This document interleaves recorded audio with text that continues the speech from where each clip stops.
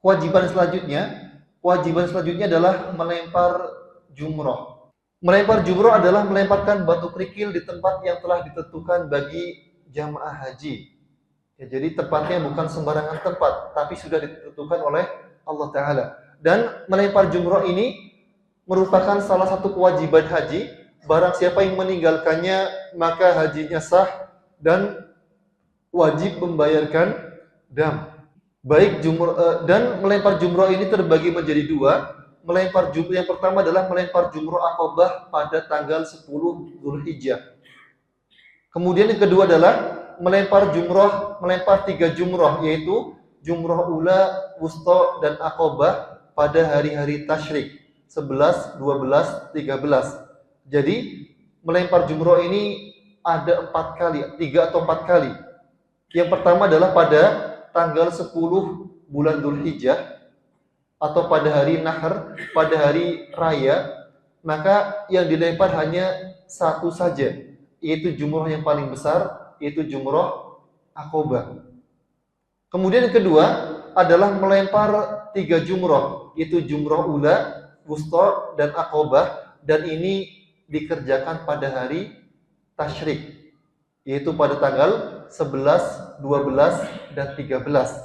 Kemudian mengenai tata cara dalam melempar jumroh, maka jumroh ini ketika melemparnya pun tidak sembarangan. Yang pertama adalah berdiri menghadap jumroh dengan posisi kota Mekah berada di sebelah kanan dan Mina di sebelah kiri. Ya, jadi kita kembali ke halaman 13, kita melihat ke petanya ya.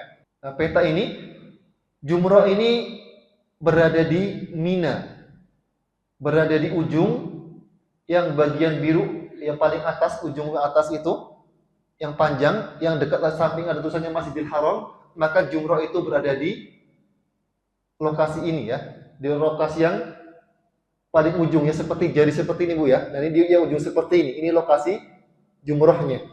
Nah, maka kita menjadikan kota Mekah atau Masjidil Haram ini berada di sebelah kanan kita dan Muzdalifah di sebelah kiri kita. Jadi posisinya ya, kita berada di sebelah utara dan kita jadikan jumroh ini berada di depan atau di selatan. Jadi kalau mamanya ya, kita mamanya ini jumrohnya ya, jumrohnya ini, maka kita berdiri di sebelah utara di hadapan jumroh. Ini tata caranya. Jadi pertama kita berdiri menghadap ke jumroh dan menjadikan kota Mekah ini di sebelah kanan dan Muzdalifah di sebelah kiri. Yang kedua, bertakbir setiap melemparkan batu kerikil. Bertakbir sebanyak 3 kali. Allahu Akbar, Allahu Akbar, Allahu Akbar. Ya. Kemudian Allahu Akbar, la ilaha illallah, Allahu Akbar, walillahil hamd. Ini kita ucapkan sebanyak 3 kali setiap melemparkan batu. Satu, kita bertakbir sebanyak 3 kali. Allahu Akbar, Allahu Akbar, Allahu Akbar, la ilaha illallah, Allahu Akbar, Allahu Akbar, walillahil hamd. Kemudian melempar batu kedua lagi, diulangi lagi membaca zikir ini, bertakbir sebanyak 3 kali sampai selesai ke-7. Kemudian yang ketiga, melempar dengan batu kerikil sebanyak 7 kali. Ya, jadi yang digunakan ini adalah 7 batu kerikil. Maka jika digabungkan menjadi satu, tidak sah. Jadi ngelempar biar sekalian dikumpulin jadi satu, maka ini tidak sah. Atau 2 kali 2 kali, 2 batu langsung lempar sampai jadinya 4 kali lempar, tidak sah. Jadi harus yang dihitung hanyalah 1. Jika kita melempar 2 batu, maka yang dihitung adalah hanya 1 lemparan. Jadi setiap melempar ini hanya dengan 7 kerikil. Ya, satu kali, 1 lemparan, 1 kerikil sampai 7 kali.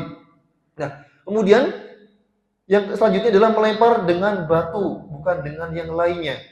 Karena ada orang yang saking dongkolnya, katanya dulu Nabi Ibrahim ini syariat melempar jumroh ini Nabi Ibrahim karena diganggu sama setan. Kemudian dilempar sama Nabi Ibrahim, dilempar dengan batu kerikil. Ya, kemudian kita karena dongkol sama setan, kita lempar pakai sendal. Enggak sah. Ya, jadi harus menggunakan batu kerikil. Dan batu kerikilnya ini adalah saja sebesar apa namanya? Jempol kita. Bukan yang sampai satu kepal. Ya, kalau satu kepal kena kepala orang bisa benjol-benjol ya. Maka di sini hanya menggunakan batu kerikil yang besarnya adalah sebesar jempol kita atau jari kita. Nah, maka yang digunakan adalah kita melempar menggunakan kerikil atau batu, tidak boleh menggunakan yang lainnya. Melemparnya pakai sendal, pakai kayu, ya, atau pakai yang lainnya, maka ini tidak diperbolehkan. Nah, kemudian yang selanjutnya keempat adalah melempar dengan tangan, bukan dengan ketapel atau dengan alat yang lainnya.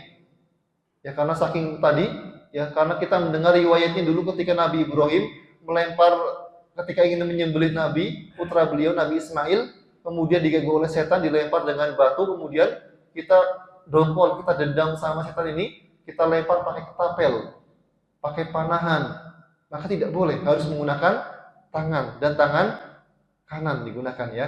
Kemudian yang kelima melempar menggunakan tangan kanan, dan yang keempat adalah berurutan saat melempar jumroh, memulai dari jumroh ula, jumroh kemudian wusta, dan yang terakhir adalah akobah. Jadi tidak boleh dibalik dari akobah dulu, biar saya kebagian, nanti saya memulai dari akobah dulu, biar nanti kosong.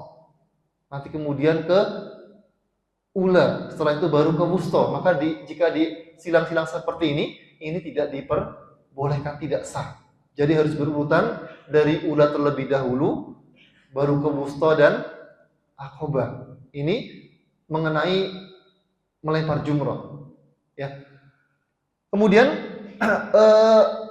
badal melempar jumroh. Ya.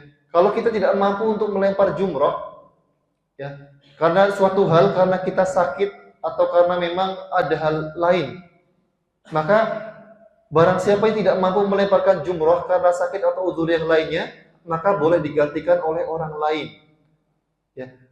Dan yang menggantikan ini boleh dalam kondisi dia ihram ataupun tidak ihram.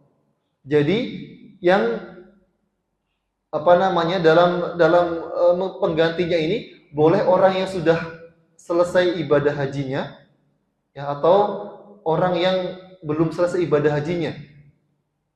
Ya, jadi ketika di mabit di Mina, ya, nanti ada namanya nafar awal, ada namanya nafar tsani. Nafar awal ini adalah ketika seseorang dia sudah meninggalkan Mina pada hari ke-12. Maka boleh bagi orang ini untuk menggantikan orang lain dalam melempar jumroh. Dan ketika melempar jumroh ini, menggantikan sebagai pengganti melempar jumroh ini boleh dikasih biaya, boleh dikasih ongkos, boleh tidak dikasih ongkos. Jadi dengan bayaran ataupun tanpa bayaran, kita tidak mampu untuk melempar jumroh karena satu dua hal, kemudian kita minta orang lain untuk menggantikan melempar jumroh, maka boleh orang ini untuk mengambil upah ataupun tidak mengambil upah dari kita dengan sukarela atau dengan bayaran. Namun bagi orang yang menggantikan melempar jumroh ini disyaratkan dia harus sudah melempar jumroh. Kalau belum melempar jumroh, maka tidak sah, atau lemparan jumroh ini menjadikan terhitung bagi orang yang melempar jumroh.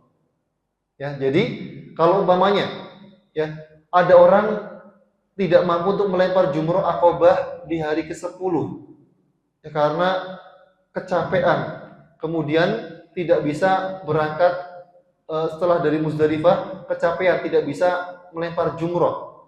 Kemudian dia nitip sama temannya, nanti tolong lemparkan jumroh untuk saya.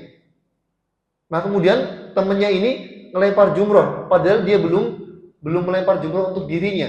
Maka ketika lemparan jumroh untuk pengganti ini tidak terhitung bagi orang yang digantikan, tapi terhitungnya menjadi milik orang yang melempar.